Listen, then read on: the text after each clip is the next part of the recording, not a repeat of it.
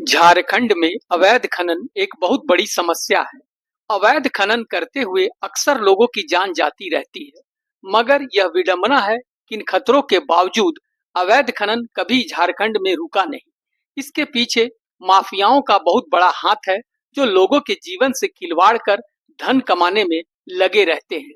झारखंड के धनबाद जिले में एक दर्दनाक हादसा सामने आया है।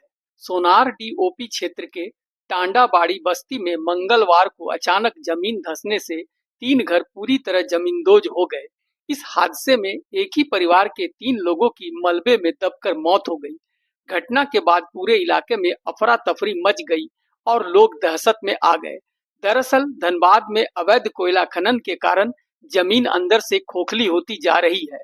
इसी वजह से गोफ धंसना यानी जमीन का अचानक धंस जाना एक बड़ी समस्या बन चुकी है।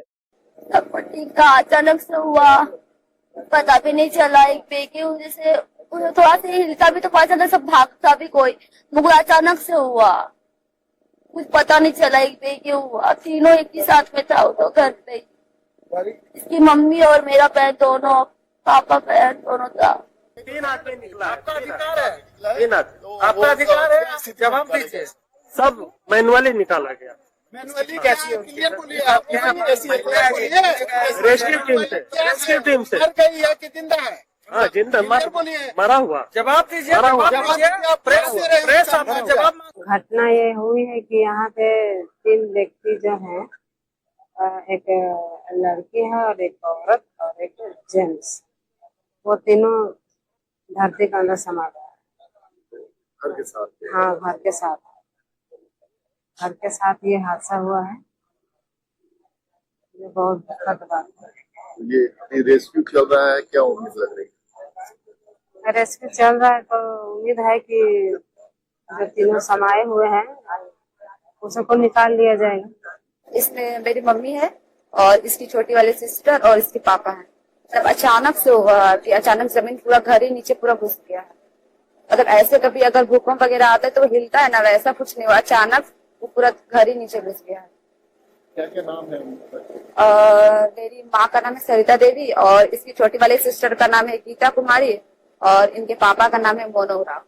घटना स्थल पर पहुंचकर जयराम महतो ने अपना रोष जाहिर करते हुए कहा कि इस तरह की घटनाओं पर अविलंब रोक लगनी चाहिए। बगल में जमीन धंसने की आशंका है तो सबसे पहले आप इनको दूसरी जगह शिफ्ट क्यों नहीं किए? दूसरा बात, इनको वार्न क्यों नहीं किए? कोई टीम क्यों नहीं आई? कोई बैरियर क्यों नहीं लगाया गया कि यह क्षेत्र संभावित खतरा के दायरे में आ रहा है?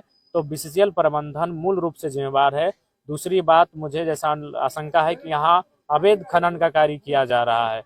सबसे पहले लोकतंत्र के चौथे स्तंभ आप सबों को मैं दिल से यही चाहता हूं कि आज जो काम अब कार्यपालिका और विधायिका जहां मौन रहने लगी है, आप अपने कर्तव्य का निर्वहन करें और मजबूती के साथ करें। आज जो ये घटना घटी सोनारडी जो बागमारा का क्षेत्र है और 3 व्यक्ति जमींदोज होने से, उनका मकान जमींदोज होने से जान उनका चला गया है, वो इस दुनिया में अब नहीं रहे। सबसे पहले उनको मैं श्रद्धांजलि अर्पित करता हूं। लेकिन सवाल ये है, अगर ये प्राकृतिक घटना होती या फिर अगर कोई दुर्घटना होती, सड़क दुर्घटना होती या फिर कोई अन्य कारण होता, लेकिन ये एक खनन दुर्घटना है हम कह सकते हैं। हालांकि डायरेक्ट खनन नहीं है, लेकिन वो खनन के कारण ही है। और ये कहीं ना कहीं बीसीसीएल की, जिला प्रशासन की चूक है। वह ऐसे गतिविधि जहां अवैध रूप से संचालित हो रहे हैं, जहां कहीं विस्थापित नहीं किया गया है, ऐसे बहुत सारे मामले सामने आ रहे हैं जो मूल कारण है। और लगातार कई घर, कई जगह पर श्रमिक कार्य के दौरान या फिर हैवी ब्लास्टिंग के सटे हुए गांव, घर लगातार जमींदोज होने का कार्य हो रहे हैं, जो कि मुझे लगता है कि लोकतंत्र की व्यवस्था को, लोकतंत्र की मर्यादा को शर्मसार कर रहा है। कि महज एक 3 जान नहीं गई, बल्कि एक सवाल खड़ा करके गई कि इस देश में आम व्यक्ति होना गुनाह है क्या? लोकतांत्रिक भारत में एक आदिवासी होना गुनाह है क्या? मुझे लगता है एक सवाल खड़ा करके गई। वो जान केवल 3 जान नहीं, वो एक सवाल खड़ा करके गई है कि हमने कैसा राज्य और कैसा राष्ट्र का निर्माण किया है, जहां आम व्यक्ति की सुविधाओं की, आम व्यक्ति की सुरक्षा की सुनी तक नहीं जा रही है। बहुत ही चिंता का विषय है। जिम्मेदार कौन है? जिम्मेदार बिल्कुल बीसीसीएल जिम्मेवार है। आप कोयला खनन का कार्य करते हैं, आपकी तो ये जवाबदेही बनती है कि जब बगल में गैस का रिसाव हो रहा है, बगल में जमीन धंसने की आशंका है, तो सबसे पहले आप इनको दूसरी जगह शिफ्ट क्यों नहीं किए। दूसरा बात, इनको वार्न क्यों नहीं किए, कोई टीम क्यों नहीं आई, कोई बैरियर क्यों नहीं लगाया गया कि यह क्षेत्र संभावित खतरा के दायरे में आ रहा है। तो बीसीसीएल प्रबंधन मूल रूप से जिम्मेवार है। दूसरी बात, मुझे जैसा आशंका है कि यहाँ अवैध खनन का कार्य किया जा रहा है, और अगर अवैध खनन का कार्य जो होता है उसमें मानवता लगभग खत्म हो जाती है। उस कार्य को अनुमन मुनाफा के तौर पर ही लोग देखते हैं, और मुनाफा और मानवता में आज मानवता हार रही है, मुनाफा जीत रही है। ये बहुत ही चिंता का विषय है। पुनर्वास को लेकर हमेशा चर्चा हुई है, बीसीसीएल आज तक चर्चा नहीं की। बिल्कुल, देखिएगा, मैंने विधानसभा में स्पीकर तक को सीधे संज्ञान में कहा कि सर यहाँ आपने कमेटी बनाई थी।